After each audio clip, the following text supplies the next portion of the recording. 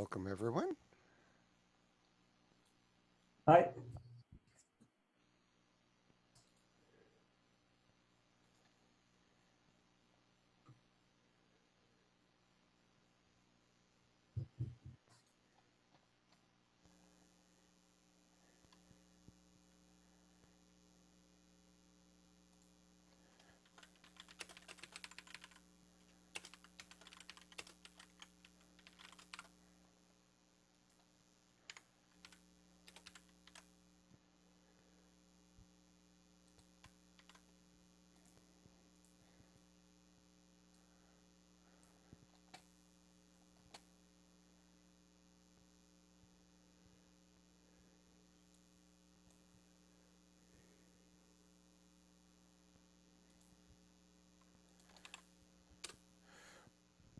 Mark, I just posted the document link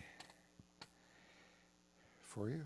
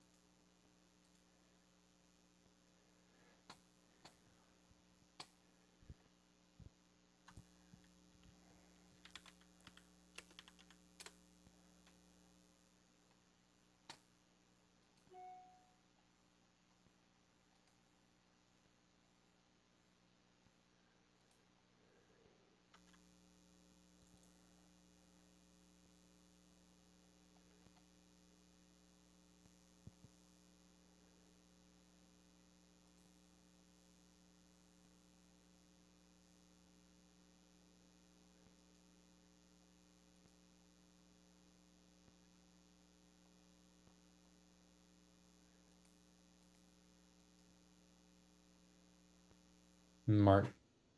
Anyone else hear Mark? I do not hear Mark. Okay. Good morning, by the way. No, Mark still can't hear you. We need to hear you. It goes off mute, but then it's still not making any sound. Okay. I think Mark is fiddling with tech. The double mute syndrome. Mark, try again, please. I'm seeing. We haven't heard a peep out of you yet, just to be clear. Oh, but is he gone? Oh, it's clear. Okay. I'm seeing an indication something's changing on his end. Showing, but the audio isn't showing. He doesn't even have the muted audio link by his name. Any luck? Yay! Success! Congratulations. I guess that was your first test of the morning. Fight the tech. All right. Sorry about that. Why don't we get started then? 18 people. Wow, that's a pretty good showing for this meeting. Welcome, everyone. A reminder, please sign in with our meeting notes, which I just reposted to the chat in case you joined after it was posted late. That's always available also at salsa.dev/notes/spec in case you want something easier to remember. Reminder that we'll follow the Linux Foundation Code of Conduct during this meeting. And first, we could say hi to any newcomers. Hi. If you want to speak up. Yes, so I'm Nicholas. Unfortunately, we can't hear you. Or at least I can't. Oh, you can? Okay. So I'm Nicholas. I'm working at Ada Core company, working mainly with Ada. And Nicholas, can't hear building compilers and stuff like that. And Okay, Nicholas, yeah. wait just a second. I can hear you, but for some reason Mark can't. Oh, yeah, I can hear you as well. Mark can't.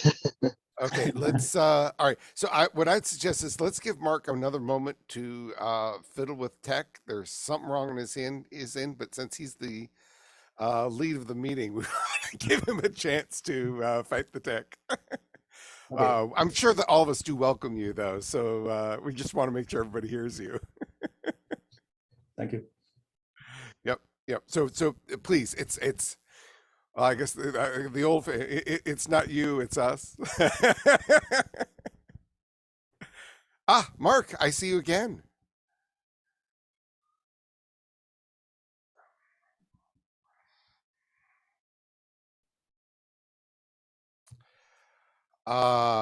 Yeah. I mean, Mark, if you don't mind, I can try to run the meeting for you. I can't. I can, but that's unfortunate. Okay. Here's what I'd propose. Let's give Mark 60 more Wait, seconds. he says I'm good now. Okay, I figured it all out. All right. Okay. You can hear Yay! me. I Can can you- hear you. Okay. Sorry about that, Okay. Nicholas, for interrupting you while you were talking. No, it's fine, don't worry. So I think, yes, I'm working for AdaCore, and I've been working on build system for the last 20 years. And at AdaCore, we are building many compilers, Ada compilers based on GCC, and today it's on LLVM2. And so we have a huge supply chain and build system that is homemade. And we are very interesting to take the next step, which is to integrate stuff like SLSA, especially because we're also working with US government. So for the executive order 14028, if I remember correctly the number, was Correct. one of the first reason we went into that. And that's all. Great, welcome. Hello, folks. Is anyone else new? My name is Nick. Yeah, it's me. Hello, folks. My name is Nick Vidal. I just joined the open source initiative as a community manager for the clearly defined projects, and I look forward to working together with you folks.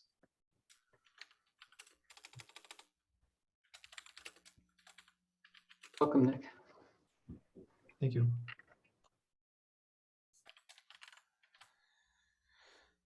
Anybody else?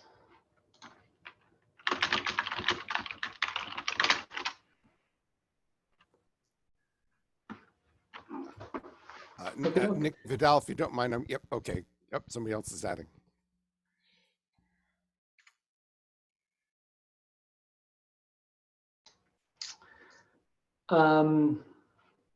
Okay. So if anyone has agenda items, please add it to the list. So we had published the draft on late Friday night, which was, when did we publish the draft? I guess it was now, what, the 24th?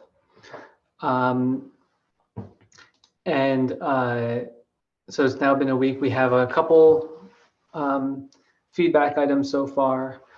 We asked for feedback by, I believe, the 24th or something like that. So that it's a 4-week comment period. We still have a lot of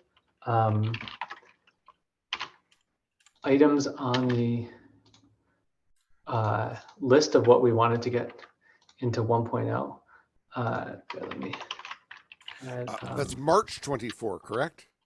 March 24th, yes. Yes. We still have a bunch of things in the project board that we'd like to cover. That wasn't even counting the feedback that we got so far. And I think we were hoping to have a release by like the end of March, unless we had like significant changes to make based on feedback. But so far, I'm guessing not. So if anyone is able to contribute and knock some of these out, that would be valuable, because I feel like at the current pace, we're not on track to meeting that target. If you want to know, like, if you're not sure like where to start, just send me a chat in the OpenSSF Slack. I'm happy to talk with you or meet with you or anything to kind of get folks started. The main areas, I'm going through the project board now to clean up duplicates, mark things that like we already decided are already fixed.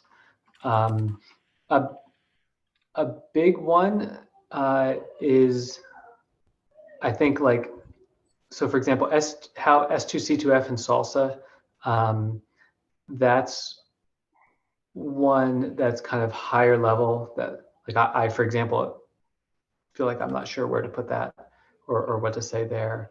Here, let me present real quick so you can see what I'm looking at. Is that okay? Let me know if that's not a okay size. So there's something around the verification piece. I think that still needs more iteration. Chris and Kara on who work with me at Google, I think are working on iterating on there. So I think that we have that covered. The what's new, I think Kara has signed up for writing that. We could still use something around like versioning, explaining like what is the strategy for versioning, how you refer to it, et cetera. Like I said, S2, C2F, and probably SSDF is probably worthwhile too. There was a thing about provenance, publication, and discovery. I don't know if we've decided like, should that be part of the spec or not? But it's listed here and there's several comments on there. Oh, okay, Dustin just signed up for that. And then there's like consistency thing because we have like, there's a lot of consistency thing across the site. And I could tackle that. On the provenance side, I haven't gone through this list yet. But it would be valuable if anyone, even just commenting on it of like, if you have opinions on what we should do, or if it's already covered by the current spec, that would be helpful. Certainly pull requests are helpful too, but even just, you know, issue cleanups or opinions or things like that would be good because when we have to make decisions. Some of these probably aren't P0s, like this one, for example, is in P0, more of a clarity thing. This one list I haven't gone through yet, but I think in several of these, we have addressed them to some degree in the current draft.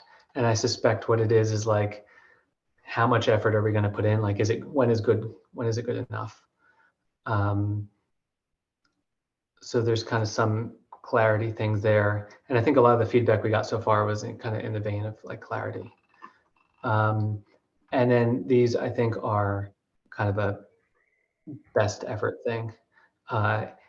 More if you're reading the spec and think like, oh, this is a problem, like we don't define what source means, or the term builder is confusing, and when I talk to people on my team, they're confused by it. Then we should, like, it's helpful to say so, and we could bump up the priority of those. And the things that we read and we think are like, it's fine, I say we just call it like well not fixed. Like for example, move the use cases to the spec. I suspect we'll just say it's good enough. It's not hampering our ability to, you know, have people understand the spec. So we'll just at least move it off this 1.0 project board. And some of these I think have already been addressed too. So that kind of hopefully gives a little overview of what the things are. Oh, I'm sorry. In case I think I linked this to the meeting notes, but I'll put it in the chat as well. Here's the list for all the things that are tagged as 1.0. Hey, Mark, for what it's worth, use cases usually are not put in the spec. There is usually a separate document that lists use cases and requirements. Yeah, by use cases, I meant the separation of like open source versus first party versus closed source third party. It might be the case that in the spec, it's useful to have that distinction, to be like in open source, you do this, in closed source, you do this. If it's useful to do that, then we should do it. If it's not useful, then we should not. Okay, so that's a bit different. Use case is not the right word. It's more of like, you know, sub cases of the spec, yeah. I mean, it sounds to me like another kind of clarification. And, you know, I am a big believer in, you know, make your specs as clear as possible. So if there's some confusion and we can fix it without great trauma, awesome. Do you think a lot of these clarifications are just we need to define some more terms? I haven't done the broader look at which, you know, for all the clarification buttons, which ones are just we need to define a term versus something else? I think, like my inclination is always, my guiding principle is like as few terms as we could define as possible, like define the terms we need, but no more. Like Okay, if it's yes. possible, for example, if we have like two similar concepts, can we just use one term and like one concept and not have to, like the fewer things that people have to have in their head, the better. Yes, agreed. So yeah. Obviously, Yeah, in we terms have of some like the, people. I'm sorry, go ahead. yeah. Yeah. In terms of like the use cases, that's really the wrong word. It's more of thinking Yeah, like, for it's more example, like- we talk about distribution of provenance, but for a closed source thing, that's not really probably what we want, and it's probably VSA, or like maybe it requires more thinking. But I'm also thinking maybe we just defer that to post 1.0. Sorry, Arno. No, it sounds like it's more like about usage of the spec in different scenarios. But And you know, there are many specs that use, you know, for example, blah blah blah. Obviously, those aren't in the standards terminology. They're not normative, because if it's an example, that implies there's another ways to do it. But you know, making it so that people can clearly understand it is a necessary step to applying it. I agree.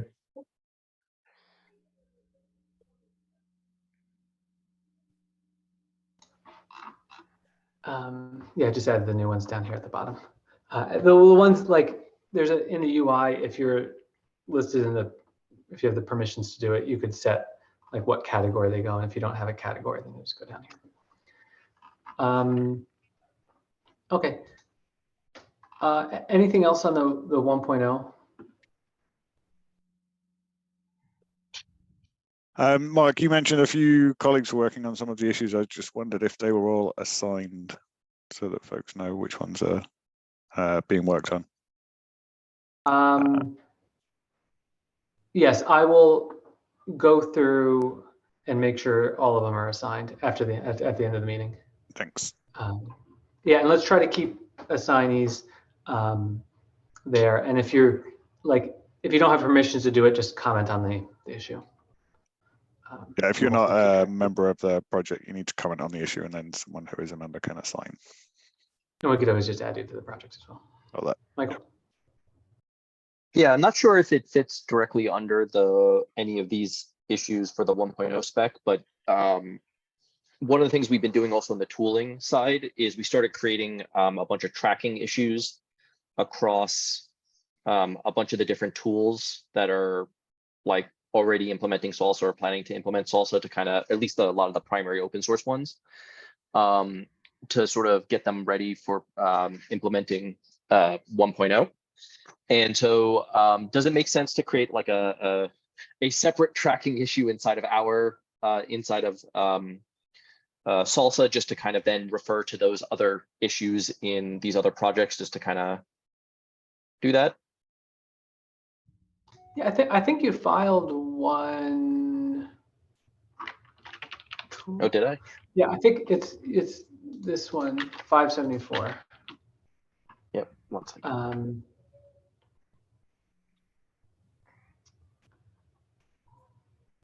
Oh, yes. Yeah. Never mind. Yes, and I will edit that with some of the new tracking issues that in some of the other tools. Sounds great. Thanks. I forgot I made that.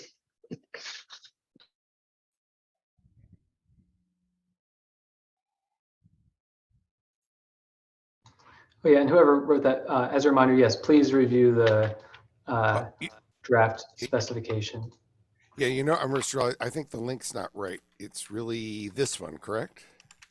Yeah, the -RC1 is the frozen in time snapshot. Okay. RC1 if you want something stable to review. If you want whatever's the current floating latest, drop the RC, and it has like the warning banner on top that's still. Yeah, you know, let me kill that, because we want people to review whatever is the current one. So I think it depends on the person. Like I think like if you're, it could be annoying. Like the reason why we did the snapshot is because like it could be annoying. Like I read it and then you go back the next day and it's different. Like what the, I could have sworn I read something. We could probably better documentation, that would be good, but just. All right. How about that text? Yeah, that's good. Yeah, I suspect most people will want to review the current version, even though there's some last minute changes, because we want them to review the latest version. Yeah. I'm speaking to myself as much as anybody else. I need to see the latest version myself. So And there are things like, you know, if there's a typo and there are 10 people reporting the same, it's not very useful. Yeah. And I've forgotten. Do we tell people? I mean, I believe the correct. You know, let's say people want to propose changes. It's a PR issue, right? So let me. Yeah. Yeah. And they probably Let should me- check against the draft to see if it's still, you know, if it's not been addressed already. I guess I'm less worried about that. Like if we get a flood of comments, Yeah. like that's a happy problem to have. It's true. So far, we've only had like 3, I think, new issues.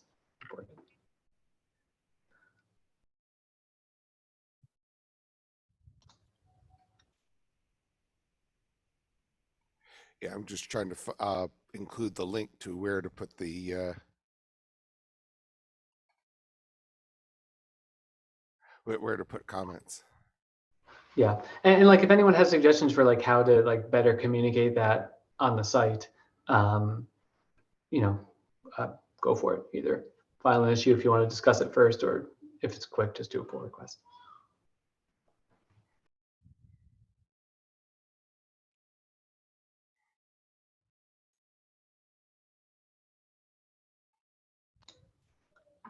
Any other topics for the 1.0 overall?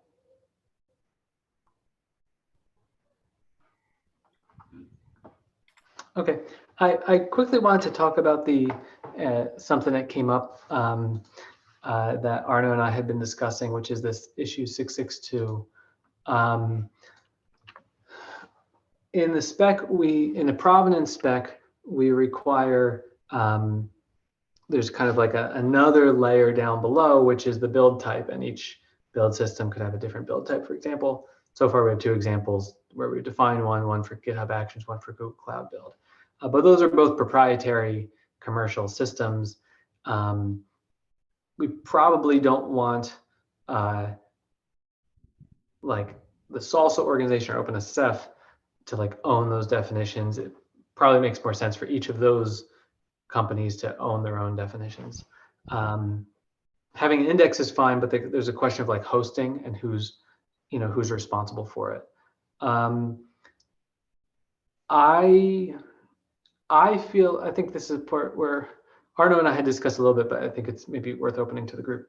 I think it's valuable to have a central repository for community-owned definitions. For one, it's not like, if there is no central place to actually store them, then you have to come up with a good URL for it. You have to come up with a hosting provider. That's kind of annoying. And so I was thinking, if we don't want to have it under the salsa.dev domain, maybe we could just like make a separate Git repo and with like a subdomain or something like that. I think Arno didn't particularly like that either. But anyway, I see a bunch of hands, so go for it.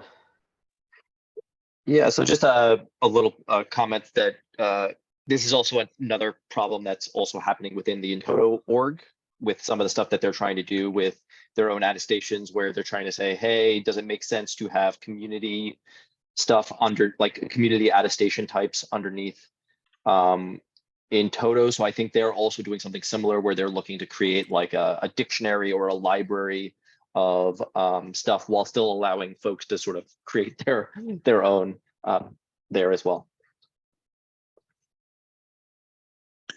Yeah, yeah. The Intoto attestations project is kind of cataloging but not curating, and just trying to add a disclaimer that these are like catalogs, and they've had some review for like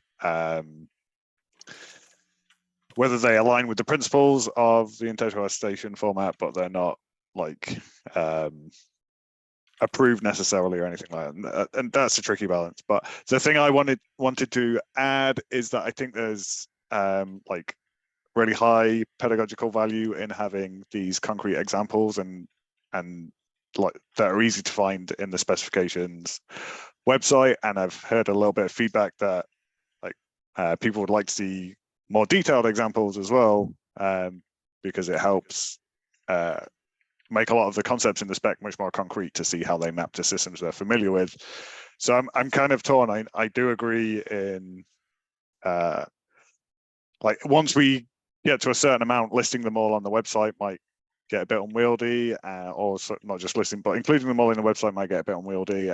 Like keeping them up to date with the systems that we do not maintain, that they are kind of reportedly documenting. But certainly at this stage of the project, having like ready access to these examples is super useful for helping people understand the project. So I'm kind of torn on those lines. Like,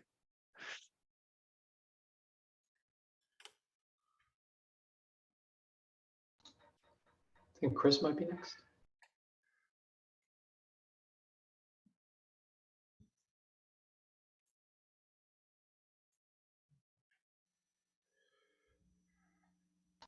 Chris, if you're talking, I think we can't hear you.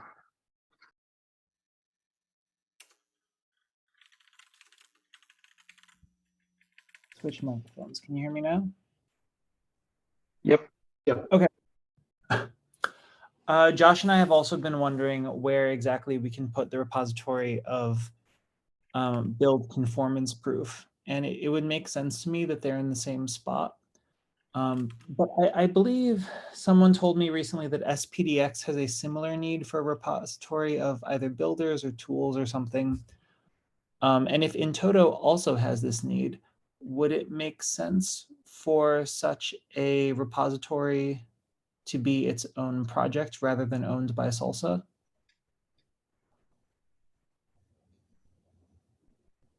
I could also be misremembering that conversation. So if somebody can contradict me, that would be great.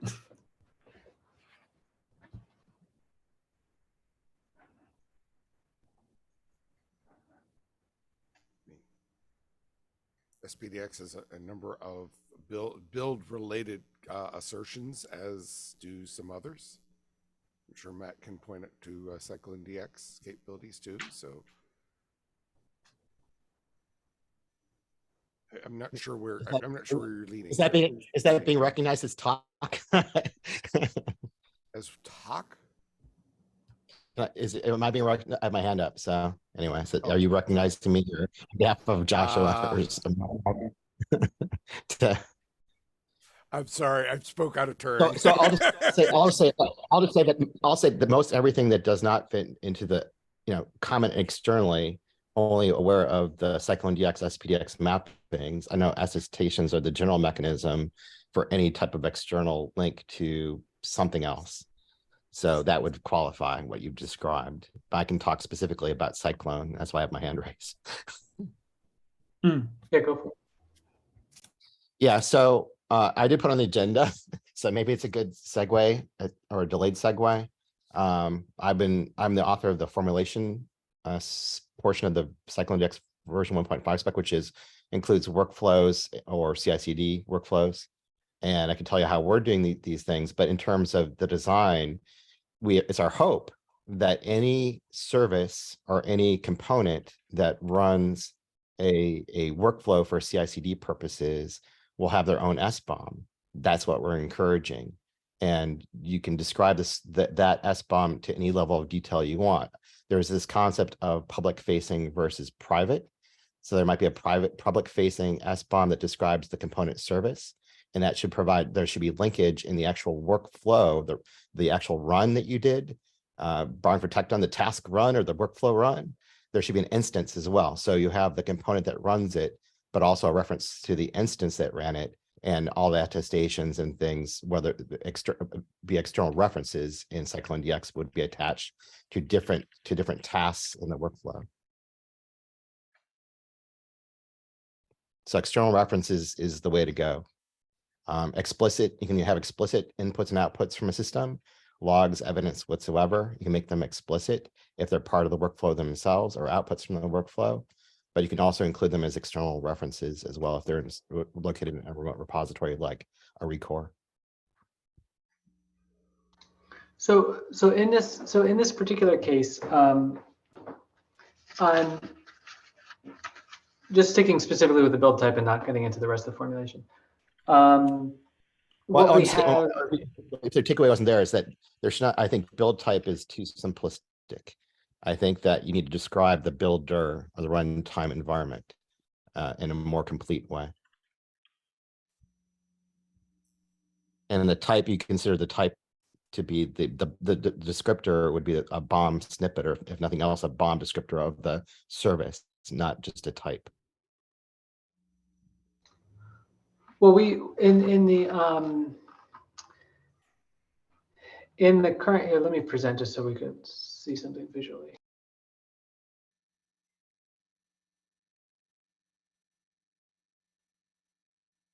Always mute that. Sorry. In the current format, we have two. We split up in two. One, here, I'm trying to make this window so it's actually readable.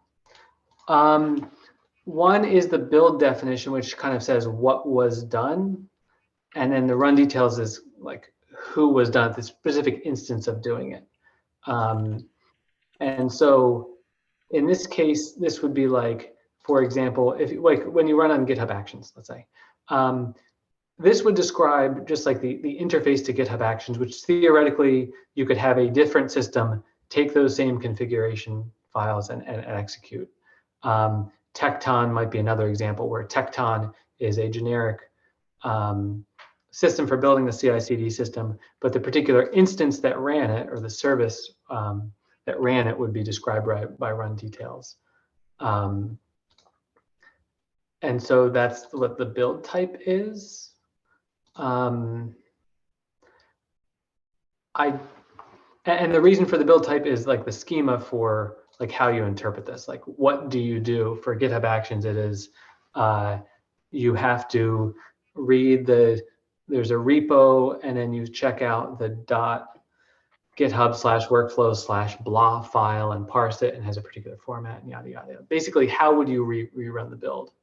So I guess I don't understand how that maps to an SBOM. Well, it means, you know, to tell me that it was run on this builder, that builder can be described as an SBOM, either as a component and or service. And in terms of like IBM has something called a continuous delivery service, which is basically Tecton with a lot of extra stuff, much like Fresca is to OpenSSF. So you want to describe perhaps the entire topology of where that job was run, where that build was run. So you want to describe the component, the executor, the runtime. You don't want to say, here's a service. You can actually describe the service in an SBOM. Here's the service. And actually, if you want to, you can say, here's the code for the executor, the Tecton code. You can actually say that for this particular builder, ran it on a private VPC, or we ran it on some instance, on some Kubernetes instance, and some pod. You can record all these things depending on the granularity and requirements of the consumer, because they want to know that it was run in a trusted environment according to some policy and security that they've asked for. So I believe that's kind of more the intent of the builder ID piece, was to sort of say, yeah, that is sort of the runtime itself, and then the build definition is kind of like the type of build. And I think it is sort of like an intersection of the two, right? Because you could have multiple different ways to run Tecton, let's say, but then the builder itself might be, this is the running instance of Tecton with these parameters, yada yada.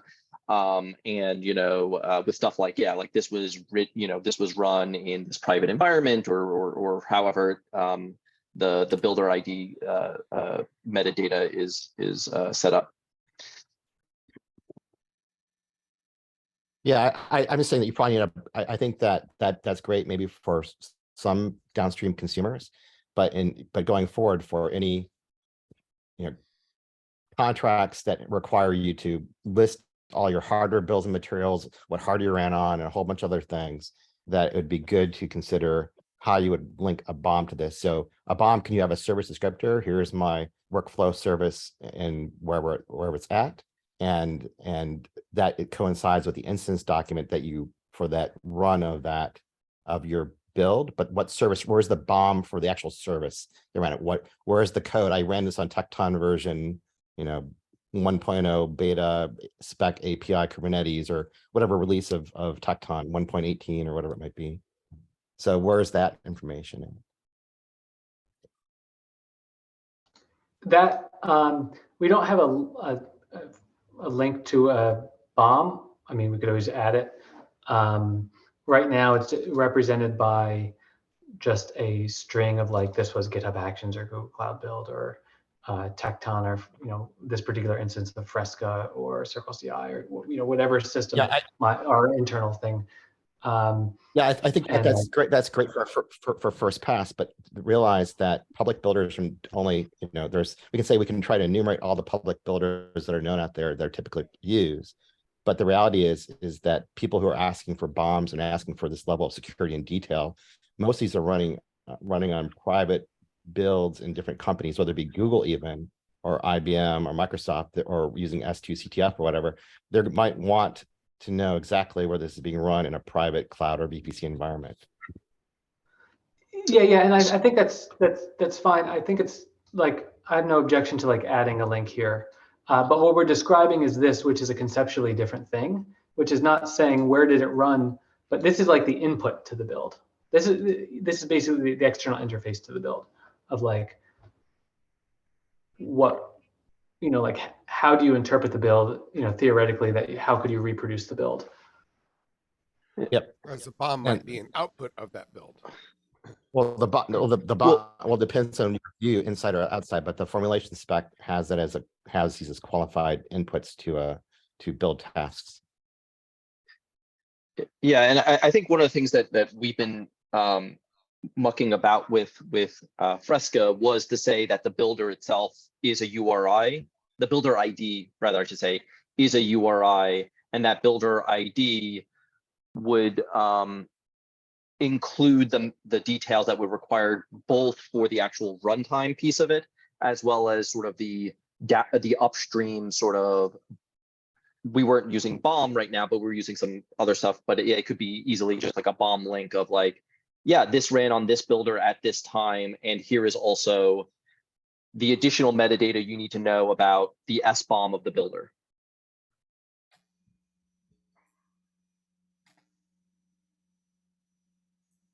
So I guess what I'm asking is like, in the Cyclone DX formulation, how would you describe, so for example, GitHub Actions, like we have documentation for like, this is what it means to run GitHub Actions. There is a deployment object, there's an inputs object, and there's a workflow file and a ref and repository, and these are what these mean. And you like parse like the .github/workflow/thing. It has this format. Here's how you like interpret that. Like where would that go? So I have a presentation, a whole big thing on schema. If you want to see the entire schema, I don't know how much time we have or how much. So I know Steve Springer presented previously. He jumped on the opportunity, and I usually have a conflict for this call. But let me share if I can. So I'll probably elicit more questions. Let's see, desktop one, share. All right, so I'm gonna get some things prepared here. Let me start with the presentation.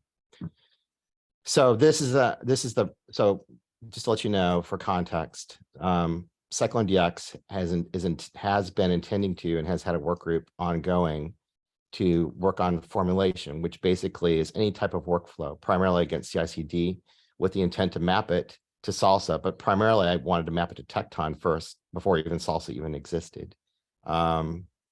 So here's the concept. I can go through the concepts, the goals, and things like that. I can actually show you the schema, and I submitted the draft that will be used for the RFC that will go out hopefully this week. So this will be included in the 1.5 version of Cyclone DX, targeted end of April.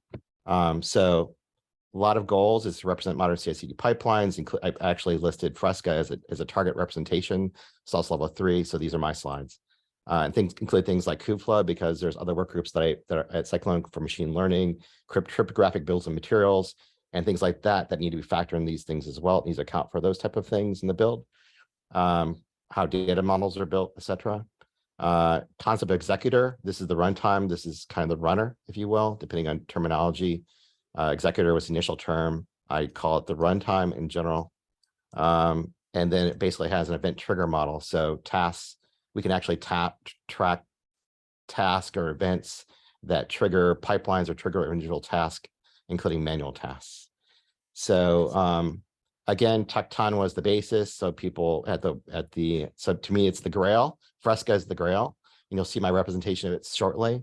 But I try to point out that that typical workflows have these concepts in place, and that they're directed graphs and things like that, each with conditions between them to determine if they get triggered or not. And there are resources and things that feed into pipelines and whatnot. Jumping ahead, even simple basic workflows, you need to count. So this goes back to capturing inputs and outputs to every single task that participates in the build. Even a 3-tier or 2-tier application can have many tasks because it has many different languages and builds and get dependencies and stuff like that. So all those need to be recorded in a bill of materials. So here's what I spent some time on this diagram, and it doesn't capture like identities, access control groups, or things like that, Kubernetes. The goal would be, and this is an IBM as a requirement for this, or anybody who runs Tecton, we have to record down to hardware, bare metal, what you ran it on, what images we install into bare metal, whether in Kubernetes installations, and we have to record things like, excuse me, sorry. And I included Spire and all the configuration files. So every time there's a link, there is some type of unique configuration file that configures the resource that's allocated by the Kubernetes control plane. That is everything we're seeking to capture in a bill of materials, everything down to bare metal, that each task can have a different runtime. So workflow can comprise of tasks that actually run on different systems. So the degree we're trying to capture here is like complete reproducible builds down to hardware. These are internal goals for reuse and schema and stuff like that. So walking it down from a high level, basically here's the bill of materials route. You have these things called formulae that you can add for different use cases, but they'll be comprised of one or more workflows. Again, these are definitions, workflow definitions. Their workflows themselves are tasks, if you will, that are comprised or have tasks within them. And there's a dependency graph that dictates the orders, and each of these tasks are triggered by, again, have triggers that have conditions that must be triggered by the previous task or by an external force or an event to cause them to be triggered. In terms of the formula, there's some new types. This is what's currently under debate, why I broke this out in a different slide. So the concept is that we have task-based workflows that have events, raw events like cloud events, and like perhaps a Kubernetes ecosystem that map to triggers. So events don't necessarily, events can have different forms or functions. And we have task types like lint, scan, merge, build, and things like that. Some of these terms are recognized by CNCF work groups because they have a common CI/CD build work group that's working on stages, if you will. They're called stages. So we have tasks themselves can have a resource instance. So you can actually point to the instance that this task was. So this could be a task run in Tecton, or a workflow. And again, a workflow is a task, so it can be a workflow run, if you will. You can link to those things. You can give it a name, description, and you have start time and end time recorded. So these can also, in terms of mapping to things, you can actually record your steps if you want. You describe your workspaces, your inputs and outputs. And inputs and outputs are what I think is interesting to the current conversation, as well as runtime topology. Sorry, got a meeting coming up. So trying to quickly move ahead, just to give you a 10,000 or 5,000 foot view of scope. So event trigger task, we'll skip over that. Input schema. So this goes back to every task has inputs and outputs that, again, the runtime provides these things. So unless you qualify where these came from explicitly, you have source and targets. You can say, I brought things in from a source and that here's the target. I sent it to the workspace and the workflow. So I'm actually tracking it down to storage, actually, where you put these things. In terms, you can capture resources. So resources can be configuration files. So things like queue files, like Friska talks about, as well as the actual the YAML file you send into kubectl to actually instantiate to all those things can be captured as inputs. If parameters, environment variables. So this goes back to, you can use this for make files or other systems as well. So I also validated this against Jenkins and basic make files, as well as data. So if you have raw data, perhaps your build environment brings in raw data. So again, these are things that the runtime permits or introduces into the task.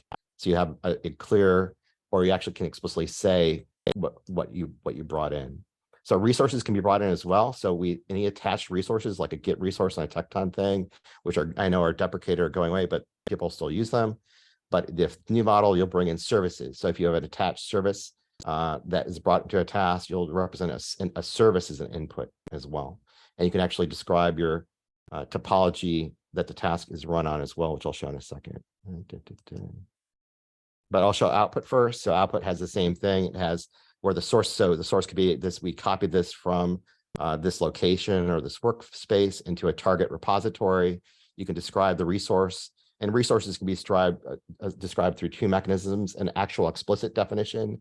Here's a file, and I can describe it as a component of the bill of materials, or I can describe it as a external reference and qualify it with a schema. It can be qualified with a schema to Mark said earlier.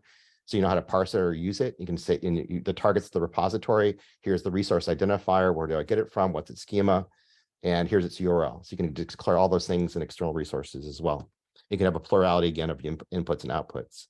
And you have properties for extensions. So if you want to add tagging or your own typing system, you can actually add those properties and tag these inputs and outputs as well. In terms of concept is that basically you describe in your formula concrete resources. So this is where I would describe my all my images in the ingredients. It's like a recipe. Here are all the ingredients, and the formula on the right is all the tasks, mix all the ingredients together, and what were the outputs, and how do we mix them, and when do we mix them, what's the instance, and things like that. So on the left, you would describe things like configuration, YAML files, queue files, tools you bring into the system, repositories that are associated with your system as outputs or inputs, and actually things like hardware built. So anything you run your topology on as well.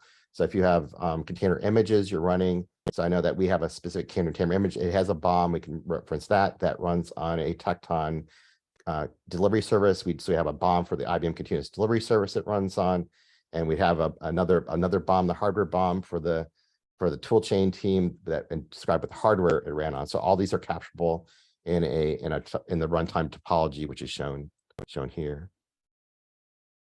So resource references. So resources can be either in the current CycloneDX specs are either components, and components are anything that you would think of a resource in SPDX. It can be an actual package, a library. It can go down to a file. It'll include data, machine learning data models, and things like that. Eventually, when that part of the spec comes out, any inputs can be, concrete inputs can be represented as a component necessarily. And then in terms of external references, so some people are not aware, so runtime topology would rely on heavily on what's called a BOM link. So if you describe a resource that was run on a GitHub action, it was a GitHub action run on a GitHub workflow, you can actually describe your file. You can say, here's my repository, if you want to describe your repository, and these are ingredients in your component. But in a runtime context, in a formulation context, you can actually describe or a static context as well. You can actually reference, here's the resource, here's the descriptor and the hardware and software that this thing ran on someplace else, and you can link it to your current formulation. Basically, you can say, here's IBM's continuous delivery service, or here's Red Hat's, OpenShift pipeline service, and you can actually have a BOM for that. And you can link it to that. And then you can go even further for your run. You would have instance, and if you're that customer, you should have access. If your contractual access to say, well, tell me, externally I can't see it, but internally here's my instance. Give me the BOMs that represented my run internally as well. So there's a concept of internal BOMs and external BOMs based upon contractual agreements and things like that. But there should be a public descriptor of every build service clearly that can be linked in. That's kind of what I was getting at. So, I mean, I'll stop there.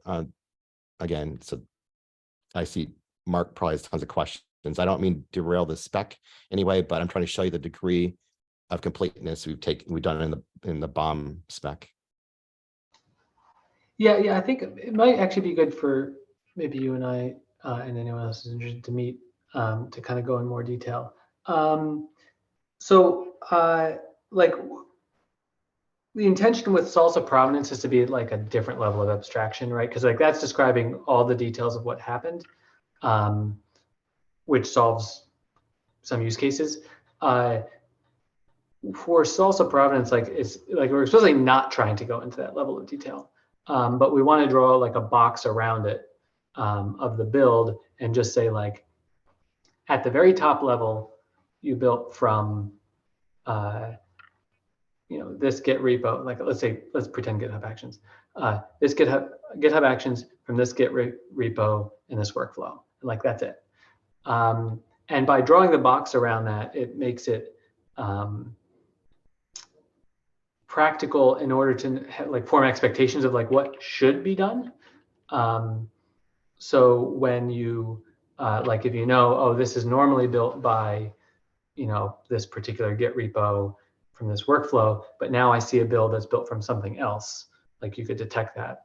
And so like recording all the details while valuable for other use cases is not really very valuable for that use case because like you don't kind of know the details.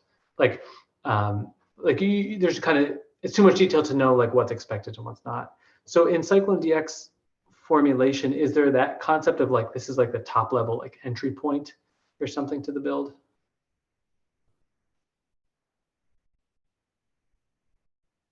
I'm sorry, I got a last second interrupt about my next Do you want call. me to repeat the question? So no, I think again, welcome on off a dedicated session to go against it. So I understand what you're saying.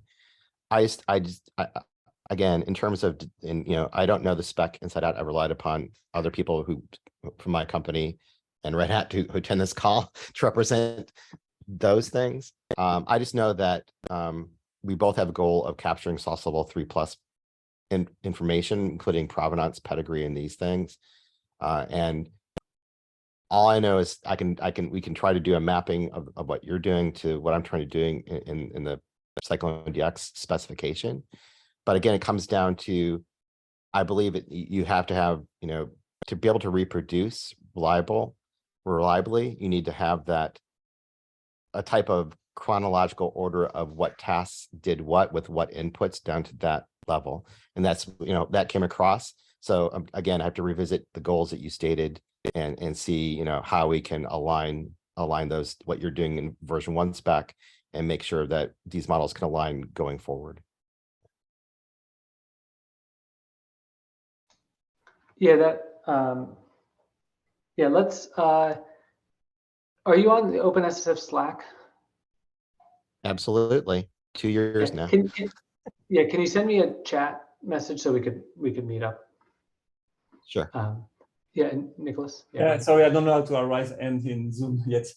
My question is, when you define a build type, you want to define something very formal on what's after that, or you want to just have documentation? I mean, something you want to consume by a tool or just by human? So this is for salsa. I think it's mostly for humans. Like the documentation would be consumable by humans. The idea is that, like when you say, like I built this thing with GitHub Actions, and here was the source repo, and this was the workflow. Here's an example of one. I'll put it in the chat room.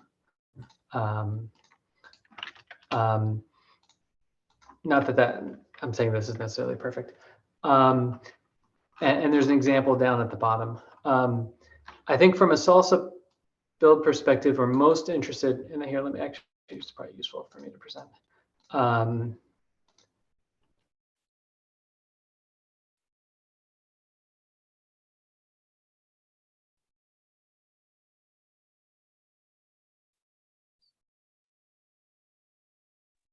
always do this, sorry. We're, from a SLSA perspective, we're mostly interested in this external parameters piece, that like the user of the GitHub Actions initiated the workflow from this repository and this ref and this path. Most things don't even have this. It's just listed as an example, but they usually actually the builds. To know like the hello world program is supposed to be built from the Octocat repo, and every version is always built from that repo. And if you suddenly see one from a different repo, that's an indication that something is, not as expected. And so that's kind of what we're trying to represent. But this schema is different for different build systems. Originally, we kind of tried having like one, but like it was hard, like, to find like what is the common things that all things have. But then it was hard for different systems to map, because like Tecton has different slightly different concepts than GitHub Actions, which has different ones than like Circle CI, et cetera. And so instead of trying to do that with 1.0, we said, we'll just say the build system can describe it in whatever schema makes sense to them. And so people can actually understand, like when you know what a workflow is, and then like how you interpret that is like what's in the rest of the doc. Yeah, and just as FYI, I know that I don't know if folks have seen it yet. It's been posted a couple of times in the Slack. Macaron, which is made by Oracle, is actually going out and verifying some of this sort of stuff. So it actually goes out and looks at, like, it tries to first understand obviously the intent, and then based on the schemas that are coming out of these things, to be able to then like do some additional verification and all that stuff as well, which I thought was pretty cool. Let me see if I can just link it real quick. It's very much like not a production thing, but it's something that I think some arm of Oracle open sources is trying to do.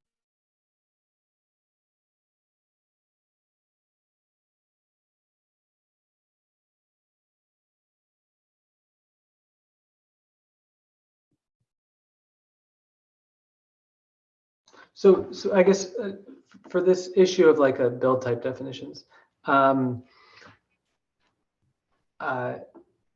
that we continue to have such a concept, we need, I guess if you have opinions on where we should put that, if you could comment. I don't think we don't have enough time to really discuss anymore.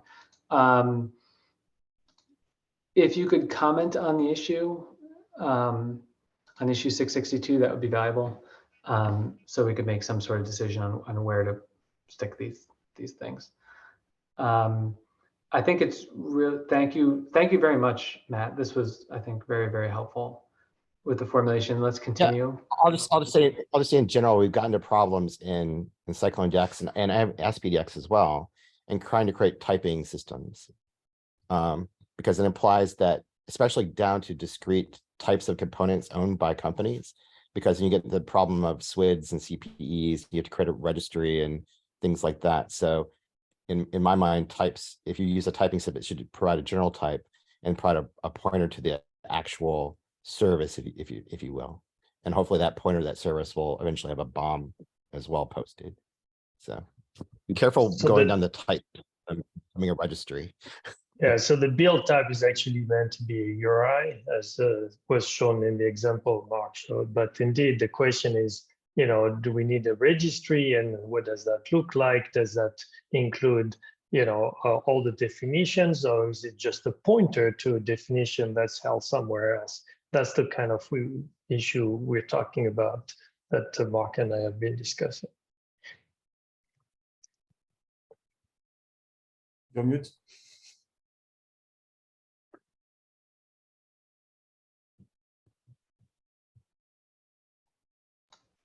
Okay, I think we're out of time. Thank you, everybody. Let's continue discussing offline.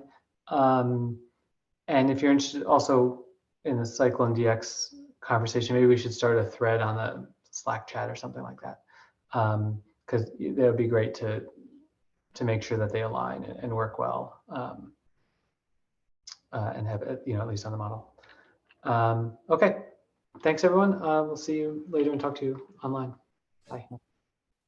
Thank you. Bye-bye. Thank you.